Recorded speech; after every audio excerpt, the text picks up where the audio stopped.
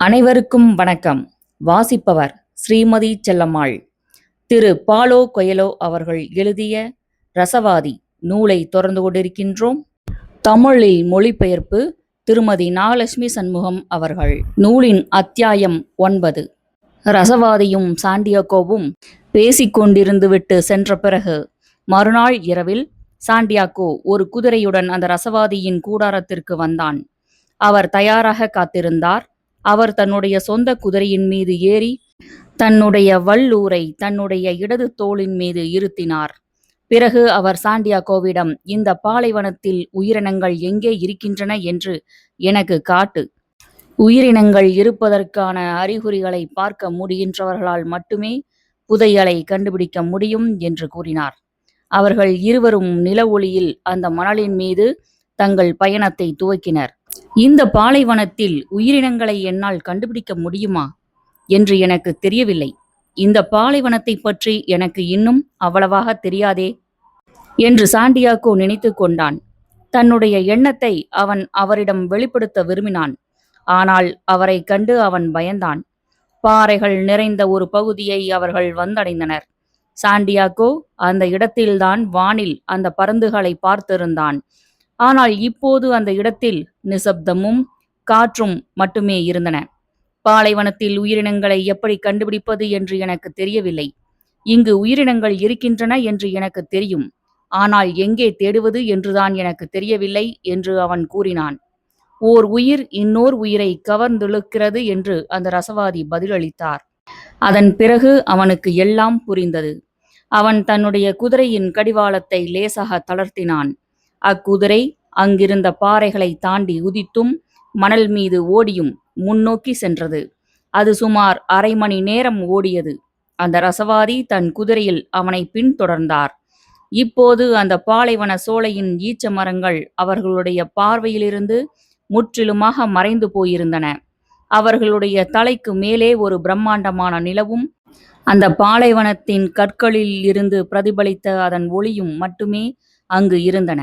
திடீரென்று சாண்டியாகோவின் குதிரை எந்த காரணமும் இன்றி தன்னுடைய வேகத்தை குறைக்கத் தொடங்கியது. அங்கு ஏதோ உயிரினம் இருக்கிறது. பாலைவனத்தின் மொழி எனக்கு தெரியாது, ஆனால் வாழ்வின் மொழி என்னுடைய குதிரைக்கு தெரியும் என்று சாண்டியாகோ கூறினான். அவர்கள் இருவரும் தங்கள் குதிரைகளில் இருந்து கீழே இறங்கினர். அந்த ரசவாதி மௌனமாக இருந்தார். அவர்கள் மெதுவாக முன்னால் நடந்து சென்று கற்களுக்கு இடையே தேடினர். அப்போது திடீரென்று அந்த ரசவாதி அப்படியே நின்று விட்டார். பிறகு அவர் கீழே குனிந்தார். அங்கிருந்த கற்களுக்கு இடையே ஒரு பொந்து இருந்தது. அவர் அந்த பொந்திற்குள் தன் கையை நுழைத்தார். பிறகு தன்னுடைய தோள் வரை தன்னுடைய ஒட்டுமொத்த கையையும் அவர் அந்த பொந்திற்குள் நுழைத்தார். அங்கு ஏதோ நகர்ந்து கொண்டிருந்தது என்பது அவருடைய கண்களில் தென்பட்டது. அவர் அதை பிடிக்க மேற்கொண்ட முயற்சியில் அவருடைய கண்கள் சுருங்கின. அந்த பொந்திற்குள் அவர் எதை பிடிக்க முயற்சித்துக் கொண்டிருந்தாரோ அதற்கும் அவருடைய கைக்கும் இடையே ஒரு போராட்டம் நடைபெற்று கொண்டிருந்தது. திடீரென்று அவர் தன் கையை வேகமாக வெளியே எடுத்துவிட்டு துள்ளினார். இது சாண்டியாகோவை திடுக்கிடச் செய்தது. அவருடைய கையில் ஒரு பாம்பு இருந்தது. அவர் அதன் வாலை பிடித்திருந்தார். சாண்டியாகோவும் துள்ளினான். ஆனால் அந்த ரசவாதியிடமிருந்து சற்று தள்ளி போவதற்காக துள்ளினான். அந்த பாம்பு கடுமையாக போராடியது. அது ஏற்படுத்திய சீரொலிகள் அந்த பாலைவனத்தின் அமைதியை கிழித்தன. அது ஒரு நாகப்பாம்பு. அதன் நச்சு ஒருவரை ஒரு சில நிமிடங்களில் கொன்றுவிடும். அதன் நச்சு குறித்து எச்சரிக்கையாக இருங்கள் என்று சாண்டியாகோ கூறினான். அந்த ரசவாதி தன்னுடைய கையை அந்த பொந்துக்குள் நுழைத்திருந்த போது ஏற்கனவே அவர் நிச்சயமாக அந்த பாம்பிடம் கடிபட்டிருந்தார் என்றாலும் அவருடைய முகம் அதற்கான அறிகுறி எதையும் வெளிப்படுத்தாமல் அமைதியாக இருந்தது. அந்த ரசவாதிக்கு 200 வயது என்று அந்த ஆங்கிலேயர் அவனிடம் கூறியிருந்தார். எனவே பாலைவனத்து பாம்புகளை எப்படி கையாள வேண்டும் என்பதை அவர் நிச்சயமாக அறிந்திருக்க வேண்டும் என்று சாண்டியாகோ நினைத்தான். அவர் தன்னுடைய குதிரையிடம் சென்று அதன் மீது இருந்த வாள் உறையிலிருந்து ஒரு பெரிய வாளை வெளியே எடுத்தார். அதன் முனையை கொண்டு அவர் அந்த மணலின் மீது ஒரு வட்டத்தை வரைந்தார்.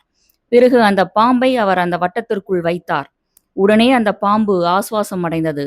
நீ கவலைப்பட தேவையில்லை, அது அந்த வட்டத்தை விட்டு வெளியே வராது. இந்த பாலைவனத்தில் நீ ஓர் உயிரை கண்டுபிடித்து விட்டாய். அந்த சகுனம்தான் எனக்கு தேவைப்பட்டது என்று அவர் கூறினார். அது ஏன் அவ்வளவு முக்கியம்? ஏனெனில் பிரமிடுகள் பாலைவனத்தால் சூழப்பட்டுள்ளன. பிரமிடுகளை பற்றி பேச சாண்டியாகோ விரும்பவில்லை. அவனுடைய இதயம் கனத்திருந்தது. முந்தைய நாள் இரவிலிருந்து அவன் மனக்கலக்கத்துடன் இருந்து வந்திருந்தான். ஏனெனில் புதையல் குறித்த தன்னுடைய தேடலை தான் தொடர வேண்டும் என்றால் பாத்திமாவை தான் கைவிட்டாக வேண்டும் என்பதை அவன் அறிந்திருந்தான். இந்த பாலைவனத்தை கடக்க நான் உனக்கு வழிகாட்டப் போகிறேன் என்று அந்த ரசவாதி கூறினார். நான் அந்த பாலைவன சோலையில் தங்கிவிட விரும்புகிறேன். நான் பாத்திமாவை கண்டுபிடித்துள்ளேன். என்னை பொறுத்தவரை அவள்தான் எல்லாவற்றையும் விட மிகவும் விலை உயர்ந்த புதையல் என்று சாண்டியாகோ கூறினான். பாத்திமா ஒரு பாலைவனத்துப் பெண். ஆண்கள் திரும்பி வருவதற்கு முதலில் அவர்கள் இங்கிருந்து போயாக வேண்டும் என்பதை அவள் அறிவாள். அவளுக்கு ஏற்கனவே அவளுடைய புதையல் கிடைத்துவிட்டது. நீதான் அந்த புதையல். இப்போது நீ எதை தேடிக் கொண்டிருக்கிறாயோ அதை நீ கண்டுபிடிப்பாய் என்று அவள் எதிர்பார்க்கிறாள் என்று அந்த ரசவாதி கூறினார். நான் அந்த பாலைவன சோலையிலேயே தங்கிவிட தீர்மானித்தால் என்னவாகும்? என்ன நிகழும் என்று நான் கூறுகிறேன். நீ அந்த பாலைவன சோலையின் ஆலோசகராக ஆவாய். பல செம்மறியாடுகளையும் பல ஒட்டகங்களையும் வாங்குவதற்கு போதுமான தங்கம் உன்னிடம் இருக்கிறது. நீ பாத்திமாவை திருமணம் செய்து கொள்வாய். நீங்கள் இருவரும் ஓராண்டு காலம் மகிழ்ச்சியாக இருப்பீர்கள். நீ இந்த பாலைவனத்தை நேசிக்க கற்றுக்கொள்வாய். அங்கிருக்கின்ற 50,000 ஈச்ச மரங்கள் ஒவ்வொன்றையும் பற்றி நீ தெரிந்து கொள்வாய். உலகம் எவ்வாறு எப்போதும் மாறிக்கொண்டே இருக்கிறது என்பதை பறைசாற்றும் விதமாக அம்மரங்கள் வளருவதை நீ கவனிப்பாய். சகுனங்களை புரிந்து கொள்வதற்கான உன்னுடைய திறன் மென்மேலும் சிறப்புறும். ஏனெனில் இவ்வுலகிலேயே பாலைவனம்தான் மிகச்சிறந்த ஆசானாகும். 2ஆம் ஆண்டின் போது ஏதோ ஒரு நேரத்தில் உன்னுடைய புதையலை பற்றிய நினைவு உனக்கு வரும். நீ அதை பற்றி பேச வேண்டும் என்று சகுனங்கள் உன்னை வற்புறுத்தத் தொடங்கும். ஆனால் நீ அவற்றை உதாசீனப்படுத்த முயற்சிப்பாய். அந்த பாலைவன சோலையின் நலனுக்காகவும் அதில் வாழ்கின்றவர்களின் நலனுக்காகவும் நீ உன்னுடைய அறிவை பயன்படுத்துவாய். நீ செய்கின்ற அனைத்திற்காகவும் அந்த பழங்குடியின தலைவர்கள் உன்னை மெச்சி பாராட்டுவர். உன்னுடைய ஒட்டகங்கள் உனக்கு அளப்பரிய செல்வத்தையும் அதிகாரத்தையும் கொண்டு வரும். 3ஆம் ஆண்டின் போது சகுனங்கள் உன்னுடைய புதையலையும் உன்னுடைய பிறவி நோக்கத்தையும் பற்றி தொடர்ந்து பேசும். நீ ஒவ்வொரு இரவும் அந்த பாலைவன சோலையை சுற்றி நடந்து வருவாய். இதை கண்டு பாத்திமா வருத்தமடைவாள். ஏனெனில் தான் உன்னுடைய தேடலுக்கு இடையூறு ஏற்படுத்தியதாக அவள் நினைத்து கொள்வாள். ஆனால் நீ அவளை நேசிப்பாய். அவளும் பதிலுக்கு உன்னை நேசிப்பாள். நீ அந்த பாலைவன சோலையிலேயே தங்கிவிட வேண்டும் என்று அவள் உன்னிடம் ஒருபோதும் கேட்டுக்கொண்டதில்லை. ஏனெனில் தன்னுடைய கணவன் திரும்பி வருவதற்காக தான் காத்திருக்க வேண்டும் என்பதை ஒரு பாலைவனத்து பெண் அறிவாள் என்பது உன் நினைவில் இருக்கும். ஆனால் நீ உன் புதையலை தேடி போயிருக்கலாம் என்றும் பாத்திமாவின் மீது நீ கொண்டுள்ள காதலில் நீ கூடுதல் நம்பிக்கை வைத்திருந்திருக்கலாம் என்றும் சிந்தித்தபடி பல சமயங்களில் நீ இந்த பாலைவனத்து மணலில் நடந்து திரிவாய். ஏனெனில் நீ இங்கிருந்து போய்விட்டால் உன்னால் மீண்டும் திரும்பி வர முடியாமல் போகக்கூடும் என்ற உன்னுடைய சொந்த பயம்தான் உன்னை அந்த பாலைவன சோலையில் தங்க வைத்தது. அந்த கணத்தில் உன்னுடைய புதையல் என்றென்றைக்கும் ஆக புதைக்கப்பட்டு விட்டதாக சகுனங்கள் உன்னிடம் கூறும். பிறகு 4ஆம் ஆண்டின் போது ஏதோ ஒரு நேரத்தில் அந்த சகுனங்கள் உன்னை கைவிட்டுவிடும். ஏனெனில் அவை கூறுவதற்கு செவிசாய்ப்பதை நீ நிறுத்திவிட்டாய். அந்த பழங்குடியின தலைவர்கள் அதை கவனித்து விடுவர். அதை அடுத்து உன்னுடைய ஆலோசனையாளர் பதவி உன்னிடமிருந்து பறிக்கப்பட்டுவிடும். ஆனால் நீ அதற்குள் ஒரு பணக்காரனாக ஆகியிருப்பாய். உன்னிடம் பல ஒட்டகங்களும் ஏராளமான விற்பனை பொருட்களும் இருக்கும். நீ உன்னுடைய கனவை பின்தொடரவில்லை என்ற புரிதலோடும் இப்போது அதற்கு காலம் கடந்துவிட்டது என்ற அறிதலோடும் நீ உன்னுடைய எஞ்சிய வாழ்நாள் முழுவதையும் கழிப்பாய். ஒருவன் தன்னுடைய கனவை பின்தொடர்வதிலிருந்து காதல் அவனை ஒருபோதும் தடுப்பதில்லை என்பதை நீ புரிந்து கொள்ள வேண்டும். அவன் அந்த தேடலை கைவிட்டால் அவனுடைய காதல் உண்மையானது அல்ல என்பதுதான் அதற்கு காரணம். காதல் பிரபஞ்ச மொழியை பேசுகிறது. அந்த ரசவாதி அந்த மணல் மீது தான் வரைந்திருந்த வட்டத்தை அழித்தார். அப்போது அந்த பாம்பு அங்கிருந்து ஊர்ந்து சென்று பாறைகளுக்கு இடையே மறைந்து விட்டது. மெக்காவுக்கு போக வேண்டும் என்று எப்போதுமே விரும்பி வந்திருந்த அந்த படிக வியாபாரியை பற்றியும் ரசவாதியை தேடிய அந்த ஆங்கிலேயரை பற்றியும் சாண்டியாகோ நினைத்து பார்த்தான். பாலைவனத்தின் மீது நம்பிக்கை வைத்திருந்த அந்த பெண்ணை பற்றியும் அவன் நினைத்தான். தான் நேசித்த பெண்ணிடம் தன்னை கொண்டு வந்து சேர்த்திருந்த அந்த பாலைவனத்தை அவன் உற்று பார்த்தான். பிறகு அவனும் அந்த ரசவாதியும் தத்தம் குதிரைகள் மீது ஏறிக்கொண்டனர். இம்முறை சாண்டியாகோ அவரை பின்தொடர்ந்தான். அவர்கள் அந்த பாலைவன சோலைக்கு திரும்பிக் கொண்டிருந்தனர். அந்த பாலைவன சோலையின் ஒலிகளை காற்று அவர்களிடம் கொண்டு வந்தது. அவற்றில் பாத்திமாவின் குரலை கேட்க சாண்டியாகோ முயற்சித்தான். அந்த வட்டத்தினுள் இருந்த அந்த நாகப்பாம்பை அவன் கவனித்துக் கொண்டிருந்த போது காதலை பற்றியும் புதையலை பற்றியும் பாலைவனத்து பெண்களை பற்றியும் அவனுடைய கனவை பற்றியும் அந்த ரசவாதி பேசியிருந்ததை அவன் நினைத்து பார்த்தான். நான் உங்களோடு வரப்போகிறேன் என்று சாண்டியாகோ கூறினான். அவன் இவ்வாறு கூறிய உடனேயே அவன் தன் இதயத்தில் அமைதியை உணர்ந்தான். நாளை காலையில் சூரியன் உதிப்பதற்கு முன்பாக நாம் புறப்படலாம் என்பதோடு அந்த ரசவாதி தன் பேச்சை நிறுத்தி கொண்டார். அன்றிரவு முழுவதும் சாண்டியாகோவால் தூங்க முடியவில்லை. பொழுது விடிவதற்கு 2 மணி நேரத்திற்கு முன்பாக தன்னுடைய கூடாரத்தில் தன்னுடன் தூங்கிக் கொண்டிருந்த இளைஞர்களில் ஒருவனை அவன் எழுப்பி பாத்திமாவின் கூடாரம் இருந்த இடத்தை தனக்கு காட்டும்படி அவனிடம் கேட்டான். அந்த இளைஞன் அவனை பாத்திமாவின் கூடாரத்திற்கு அழைத்துச் சென்றான். அதற்கு கைமாறாக ஒரு செம்மறியாட்டை வாங்க போதுமான தங்கத்தை சாண்டியாகோ அவனுக்கு கொடுத்தான்.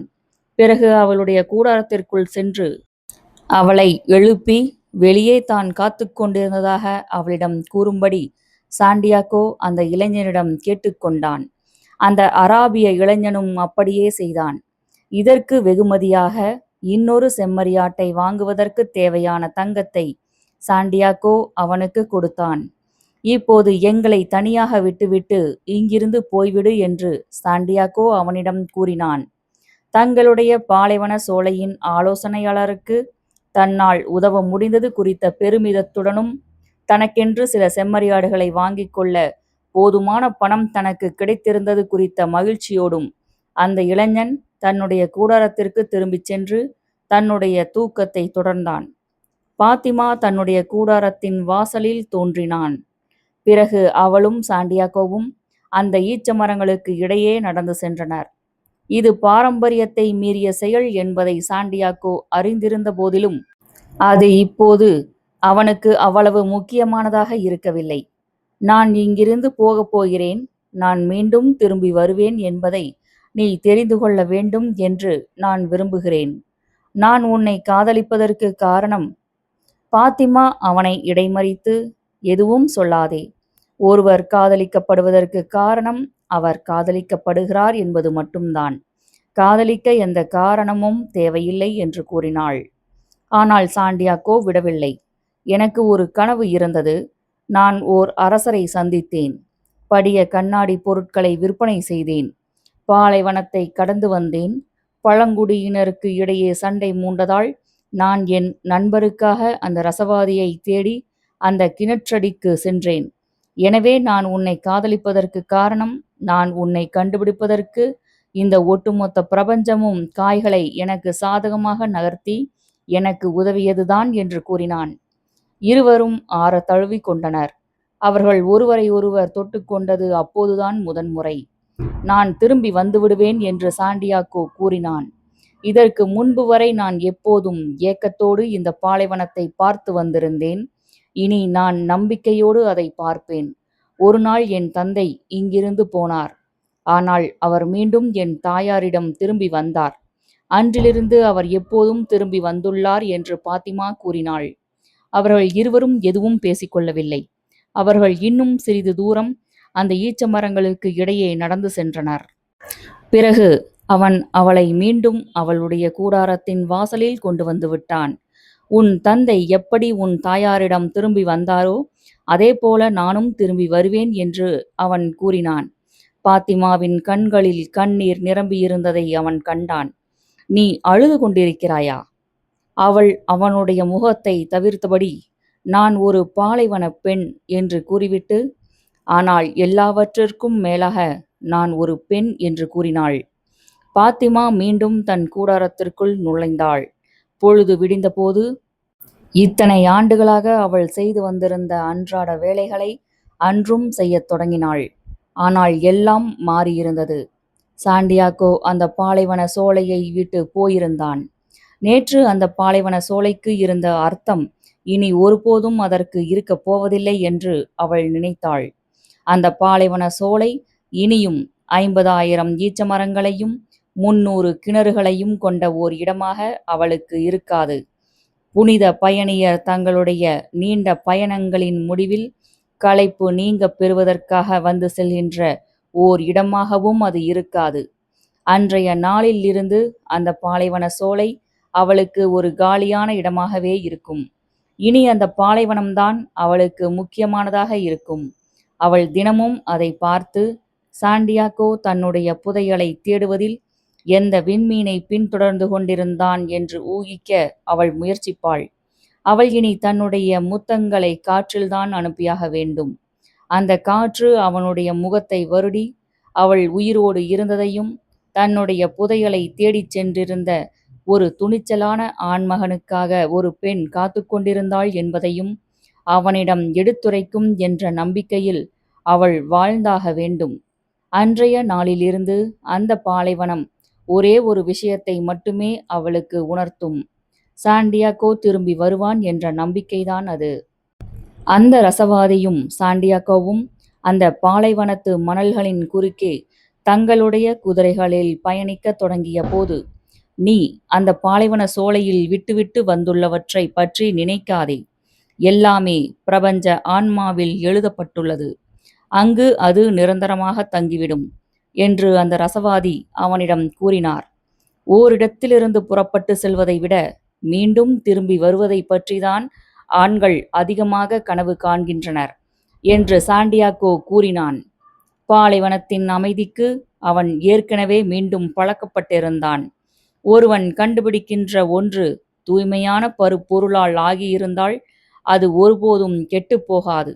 அவன் விரும்பினால் அவனால் எப்போது வேண்டுமானாலும் திரும்பி வர முடியும். நீ கண்டுபிடித்திருப்பது வெறுமனே ஒளியின் ஒரு கணம்தான் என்றால், ஒரு விண்மீன் வெடிக்கும்போது ஏற்படுவதைப் போல நீ திரும்பி வரும்போது அங்கு உனக்கு எதுவும் இருக்காது என்று அந்த ரசவாதி கூறினார். அவர் ரசவாத மொழியில் பேசிக்கொண்டிருந்தார். ஆனால் அவர் பாத்திமாவை பற்றிதான் பேசிக்கொண்டிருந்தார் என்பதை சாண்டியாகோவால் புரிந்து கொள்ள முடிந்தது.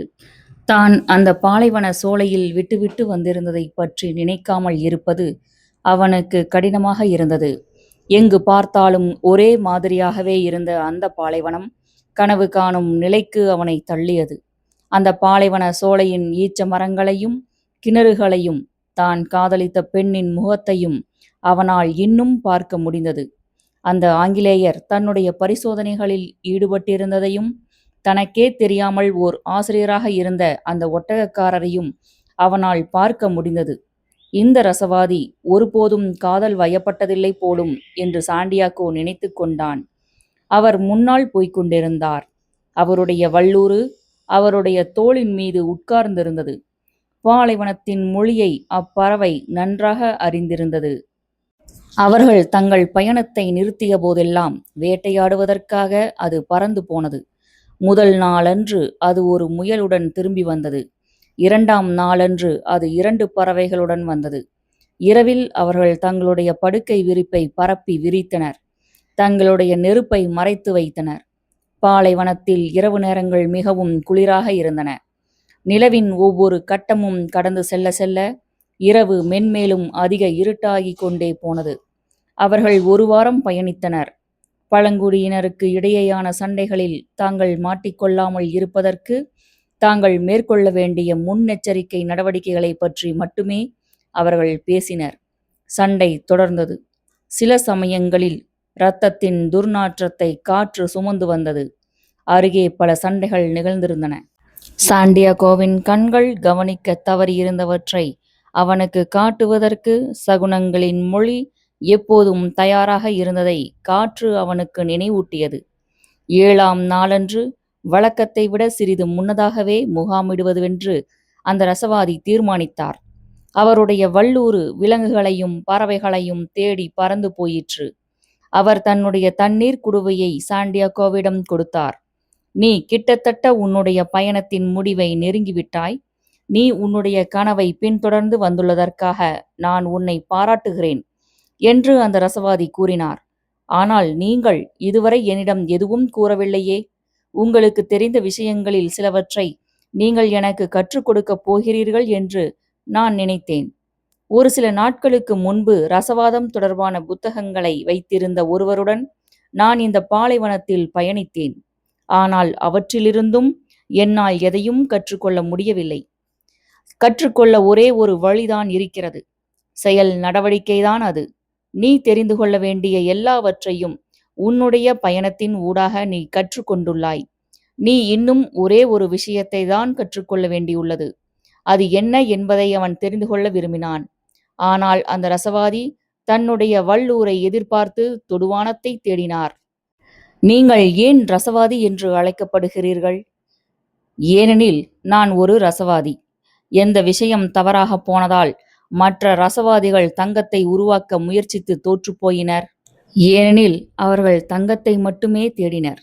அவர்கள் தங்களுடைய கனவுகளை மெய்யாக்க விரும்பாமல் அவை கொண்டுவரக்கூடிய புதையலை மட்டுமே நாடினர். நான் இன்னும் தெரிந்து கொண்டாக வேண்டிய விஷயம் எது என்று சாண்டியாகோ கேட்டான். ஆனால் அந்த ரசவாதி தொடர்ந்து அந்த தொடுவானத்தையே பார்த்து கொண்டிருந்தார். இறுதியில் ஒரு வழியாக அந்த வல்லூறு அவர்களுடைய உணவுடன் வந்தது. அவர்கள் ஒரு குழி தோண்டி அதில் நெருப்பு மூட்டினர். நெருப்பு வெளிச்சம் வெளியே தெரியாமல் இருப்பதற்காக அவர்கள் அவ்வாறு செய்தனர். அவர் அவர்களுக்கான உணவை தயாரித்தபடி, நான் ஒரு ரசவாதியாக இருப்பதற்கு காரணம் நான் ஒரு ரசவாதி என்பதுதான். ரசவாத அறிவியலை நான் என்னுடைய தாத்தாவிடமிருந்து கற்றேன். அவர் அதை தன்னுடைய தந்தையிடமிருந்து கற்றிருந்தார். இது இப்படியே வழி வழியாக பின்னோக்கி போய் உலகம் படைக்கப்பட்டது வரை போகும். அந்த காலகட்டங்களில் அதி அற்புத படைப்பை வெறுமனே ஒரு மரகத கல்லின் மீது எழுதிவிட முடிந்தது. ஆனால் மக்கள் எளிய விஷயங்களை புறந்தள்ளினர்.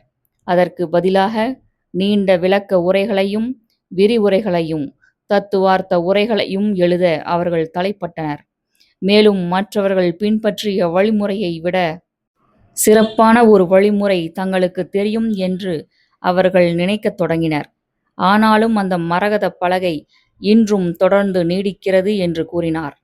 அந்த மரகத பலகையின் மீது என்ன எழுதப்பட்டிருந்தது என்று கேட்ட சாண்டியாகோ அதை தெரிந்து கொள்ள மிகவும் ஆவலாக இருந்தான். அந்த ரசவாதி அந்த பாலைவன மணல் மீது எதையோ வரையத் தொடங்கினார். 5 நிமிடங்களுக்குள் அவர் அதை வரைந்து முடித்தார். அவர் வரைந்து கொண்டிருந்த போது சாண்டியாகோ அந்த முதிய அரசரை பற்றியும் அவர்கள் அன்று சந்தித்து கொண்ட இடமான அந்த கடைவீதியை பற்றியும் நினைத்து பார்த்தான். அந்த சந்திப்பானது பல பல ஆண்டுகளுக்கு முன்பு நிகழ்ந்திருந்தது போல அவனுக்கு தோன்றியது. அந்த ரசவாதி தான் வரைந்திருந்ததை அவனிடம் சுட்டிக்காட்டி, இதுதான் அந்த மரகதப் பலகையின் மீது எழுதப்பட்டிருந்தது என்று கூறினார். சாண்டியாகோ அந்த மணல் மீது எழுதப்பட்டிருந்ததை படிக்க முயன்றான். ஆனால் அவன் சற்று ஏமாற்றமடைந்து, இது சங்கேத மொழியில் அல்லவா எழுதப்பட்டுள்ளது. இது அந்த ஆங்கிலேயரின் புத்தகங்களில் நான் பார்த்தவற்றைப் போலவே இருக்கிறது என்று கூறினான். இல்லை, வானில் அந்த 2 பருந்துகள் பறந்து திரிந்த விதத்தை போன்றது இது. தர்க்க ரீதியாக மட்டுமே இதை புரிந்து கொள்ள முயற்சிப்பது பலன் அளிக்காது. அந்த மரகதப் பலகை பிரபஞ்ச ஆன்மாவிற்குள் நுழைவதற்கான ஒரு நேரடியான வழி. இயற்கை உலகம் சொர்க்கத்தின் ஒரு பிம்பம் என்பதையும் அதன் ஒரு நகல் என்பதையும் அறிவார்ந்தவர்கள் புரிந்து கொண்டனர். இந்த உலகத்தின் இருத்தல் இன்னொரு கச்சிதமான உலகம் இருக்கிறது என்பதற்கான ஓர் உத்தரவாதம் மட்டுமே.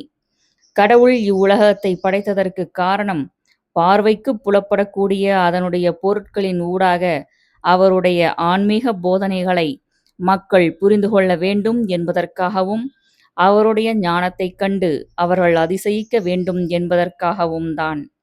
அதைத்தான் நான் செயல் நடவடிக்கை என்று கூறுகிறேன்.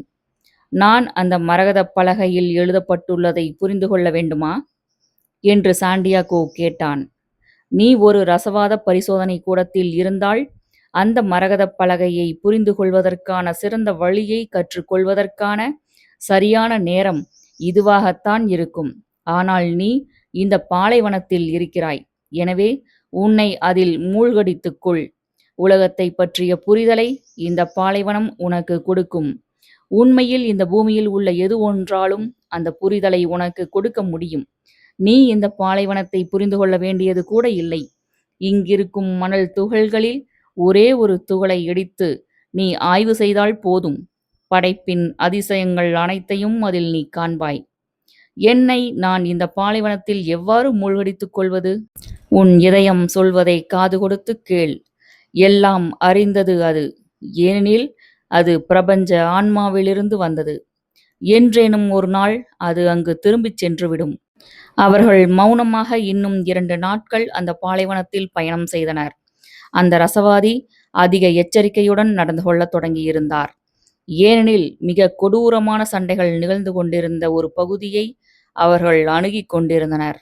அவர்கள் தொடர்ந்து பயணித்தபோது சாண்டியாகோ தன்னுடைய இதயம் கூறியதை செவிமடுக்க முயற்சித்தான். ஆனால் அதை செய்வது அவ்வளவு சுலபமானதாக இருக்கவில்லை. முன்பெல்லாம் தன் கதையை கூறுவதற்கு அவனுடைய இதயம் எப்போதும் தயாராக இருந்திருந்தது. ஆனால் சமீப காலமாக அது அப்படி இல்லை. சில சமயங்களில் அவனுடைய இதயம் மணிக்கணக்கில் தன்னுடைய வருத்தத்தை அவனிடம் கூறியது. மற்ற சமயங்களில் சாண்டியாகோ தன்னுடைய கண்ணீரை மறைத்துக் கொள்ள வேண்டிய அளவுக்கு பாலைவனம் சூரிய உதயம் குறித்து அது மிகவும் உணர்ச்சி வசப்பட்டது. அது அவனிடம் புதையலை பற்றி பேசியபோது மிக வேகமாக துடித்தது. அவன் அந்த பாலைவனத்தின் முடிவற்ற தொடுவானங்களை மெய்மறந்து பார்த்து கொண்டிருந்த சமயங்களில் அது மிக மெதுவாக துடித்தது. ஆனால் அவனுடைய இதயம் ஒருபோதும் அமைதியாக இருக்கவில்லை. அவனும் அந்த ரசவாதியும் மௌனமாக இருந்த சமயங்களில் கூட அது அமைதியாக இருக்கவில்லை. அன்றிரவு அவர்கள் தங்கள் கூடாரத்தை அமைத்து முடித்தபோது, நாம் ஏன் நம்முடைய இதயங்கள் சொல்வதை கேட்க வேண்டும் என்று அவன் கேட்டான். ஏனெனில் உன் இதயம் எந்த இடத்தில் இருக்கிறதோ அங்குதான் நீ உன்னுடைய புதையலை கண்டுபிடிப்பாய். ஆனால் என் இதயம் இப்போது குழப்பத்தில் இருக்கிறது. அதற்கென்று கனவுகள் இருக்கின்றன. அது உணர்ச்சி வசப்படுகிறது. பாலைவனத்து பெண் ஒருத்தியின் மீது தீரா காதல் கொண்டுள்ளது. அது என்னிடம் பலவற்றை எதிர்பார்க்கிறது. பல இரவுகள் நான் அப்பெண்ணை பற்றி சிந்தித்துக் கொண்டிருக்கும் போது அது என்னை தூங்க விடாமல் தொந்தரவு செய்கிறது. அது நல்ல செய்திதான். உன் இதயம் உயிர் துடைப்போடு இருக்கிறது. அது என்னவெல்லாம் சொல்ல இருக்கிறதோ தொடர்ந்து அதை கவனமாக காது கொடுத்து கேள். அடுத்த 3 நாட்களின் போது அவர்கள் இருவரும் ஆயுதங்கள் ஏந்திய எண்ணற்ற பழங்குடியின ஆடவர்களை கடந்து சென்றனர். மற்றவர்களை தொடுவானத்தின் அருகே பார்த்தனர். சாண்டியாகோவின் இதயம் பயத்தை பற்றி பேசத் தொடங்கியது. பிரபஞ்ச ஆன்மாவிடமிருந்து தான் கேட்டிருந்த கதைகளை அது அவனிடம் கூறியது. தங்களுடைய புதையல்களை தேடிச் சென்று அதில் ஒருபோதும் வெற்றி பெற்றிராத மனிதர்களுடைய கதைகளை அது கூறியது. சில சமயங்களில் சாண்டியாகோ தன்னுடைய புதையலை கண்டுபிடிக்காமல் போகக்கூடும் என்றும் அவன் அந்த பாலைவனத்தில் இறந்து போகக்கூடும் என்றும் அவனிடம் கூறி அது அவனை அச்சுறுத்தியது. மற்ற சமயங்களில் காதலும் செல்வங்களும் தனக்கு கிடைத்திருந்ததால் தான் திருப்தியாக இருந்ததாக அது அவனிடம் கூறியது. தங்களுடைய குதிரைகளுக்கு ஓய்வு கொடுப்பதற்காக அவர்கள் ஓரிடத்தில் தங்கி இளைப்பாறிய போது என் இதயம் ஒரு நம்பிக்கை துரோகி. நான் என் முயற்சியை தொடர்வதில் அதற்கு விருப்பமில்லை என்று சாண்டியாகோ அந்த ரசவாதியிடம் கூறினான். அது அவ்வாறு நடந்து கொள்வதில் அர்த்தம் உள்ளது. நீ உன்னுடைய கனவை பின்தொடரும் முயற்சியில் நீ இதுவரை கைவசப்படுத்தியுள்ள எல்லாவற்றையும் நீ இழந்துவிடக்கூடும் என்று இயல்பாக அது பயப்படுகிறது என்று அந்த ரசவாதி பதிலளித்தார். அப்படியானால் நான் ஏன் என் இதயம் சொல்வதை கேட்க வேண்டும்? ஏனெனில் உன்னால் அதை மீண்டும் ஒருபோதும் அமைதிப்படுத்த முடியாது. அது உன்னிடம் கூறுவது உன் காதில் விழுந்திருக்காதது போல நீ பாசாங்கு செய்தாலும் கூட அது எப்போதும் உனக்குள் இருந்து வாழ்க்கையை பற்றியும் உலகத்தை பற்றியும் நீ என்ன சிந்தித்துக் கொண்டிருக்கிறாய் என்பதை உன்னிடம் மீண்டும் மீண்டும் கூறிக்கொண்டே இருக்கும். அது எனக்கு நம்பிக்கை துரோகம் இழைத்தாலும் அதன் பேச்சை நான் கேட்க வேண்டும் என்று நீங்கள் கூறுகிறீர்களா? துரோகம் என்பது எதிர்பாராத நேரத்தில் வருகின்ற ஒரு சவுக்கடி. நீ உன் இதயத்தை நன்றாக அறிந்திருந்தால் அதனால் ஒருபோதும் உனக்கு துரோகம் இழைக்க முடியாது என்பதை நீ புரிந்து கொள்வாய். ஏனெனில் நீ அதன் கனவுகளையும் விருப்பங்களையும் அறிந்திருப்பாய். அவற்றை எவ்வாறு கையாள வேண்டும் என்பதையும் நீ அறிந்திருப்பாய். உன் இதயத்திடமிருந்து உன்னால் ஒருபோதும் தப்பிக்கவே முடியாது. எனவே அது கூறுவதை காது கொடுத்து கேட்பது உனக்கு நல்லது. அவ்வழியில் எதிர்பாராத ஒரு சவுக்கடி பற்றிய பயம் உனக்கு ஒருபோதும் ஏற்படாது.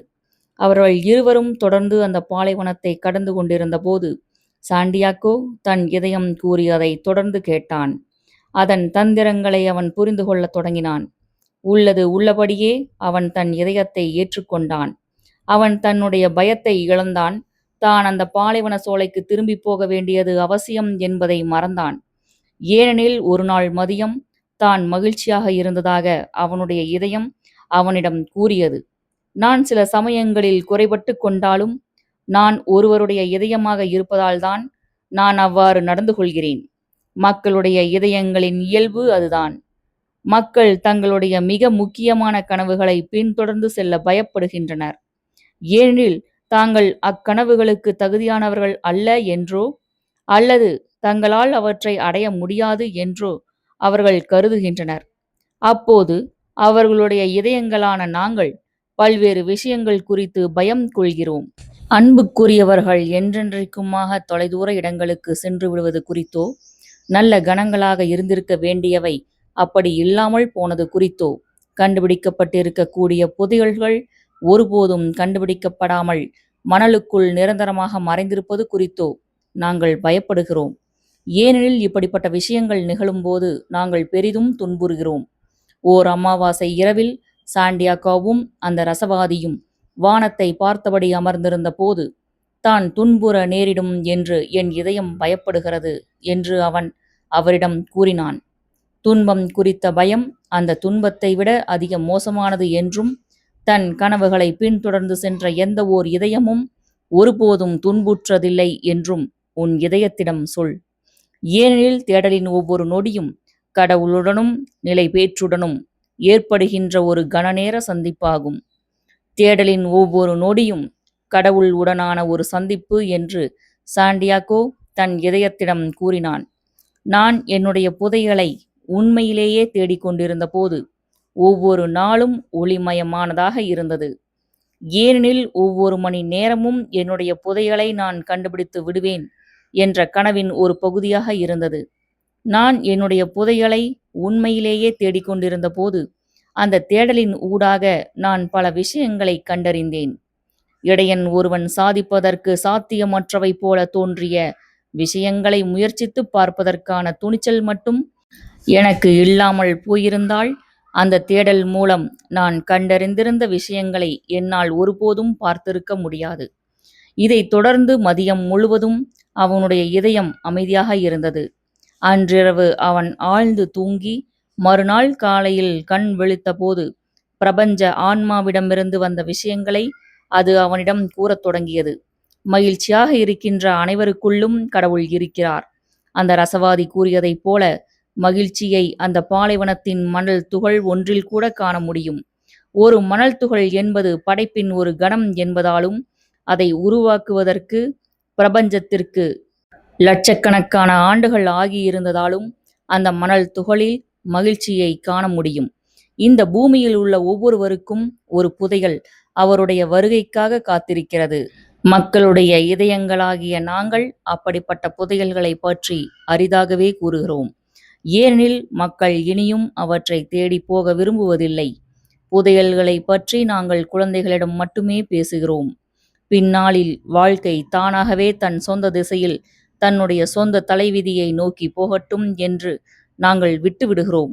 ஆனால் துரதிர்ஷ்டவசமாக தங்களுக்காக வகுக்கப்பட்டுள்ள பாதையை, அதாவது தங்களுடைய பிறவி நோக்கத்திற்கும் மகிழ்ச்சிக்குமான பாதையை வெகு சிலரே பின்தொடர்கின்றனர். அச்சுறுத்தும் ஓர் இடமாகவே பெரும்பாலான மக்கள் இவ்வுலகை பார்க்கின்றனர். அவர்கள் அவ்வாறு செய்வதால் உலகம் உண்மையிலேயே அச்சுறுத்தும் ஓர் இடமாக ஆகிறது. எனவே அவர்களுடைய இதயங்களாகிய நாங்கள் மிகவும் மெதுவாக பேசத் தொடங்குகிறோம். பேசுவதை நாங்கள் ஒருபோதும் நிறுத்துவதில்லை. ஆனால் எங்களுடைய வார்த்தைகள் அவர்களுடைய காதுகளில் விழாமல் இருக்க வேண்டும் என்று நாங்கள் விரும்புகிறோம். ஏனெனில் அவர்கள் தங்களுடைய இதயங்களை பின்தொடராமல் போவதால் அவர்கள் துன்புறுவதை நாங்கள் விரும்பவில்லை. கனவுகளை விடாமுயற்சியோடு பின்தொடர்ந்து செல்லுமாறு மக்களின் இதயங்கள் ஏன் அவர்களிடம் கூறுவதில்லை என்று சாண்டியாகோ அந்த ரசவாதியிடம் கேட்டான். ஏனெனில் அதுதான் ஓர் இதயத்தை அதிகமாக துன்புற செய்கிறது. இதயங்கள் துன்பப்பட விரும்புவதில்லை. அந்த கணத்திலிருந்து சாண்டியாகோ தன்னுடைய இதயத்தை புரிந்து கொண்டான்.